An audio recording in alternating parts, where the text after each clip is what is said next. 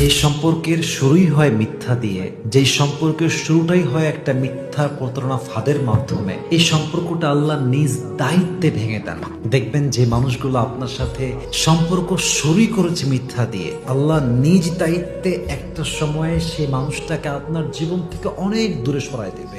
এটাই হচ্ছে পৃথিবীর বাস্তবতা। যে সম্পর্কের শুরুই হয় মিথ্যা দিয়ে, এই সম্পর্ক কখনো আজীবন টিকে না। এটা আল্লাহর নেচার। এজন্য আমি সবাইকে আবদার রাখবো যে কোনো সম্পর্ক শুরু করার পূর্বে একটা কথা মাথায় রাখবেন, যে আপনি অনেস্টি দিয়ে শুরু করবেন। আপনি তা বলে শুরু করবেন, লুকাতে যাবেন না। যে আপনাকে অ্যাকসেপ্ট করার, সে সব কিছু নিয়ে আপনাকে অ্যাকসেপ্ট করবে। আর যে আপনাকে অ্যাকসেপ্ট করতে চায় না, সে আপনাকে জাস্ট ছোট্ট একটা ইস্যু দিয়ে জীবন থেকে বাদ দিয়ে দিবে। ঠিক কিনা বলেন?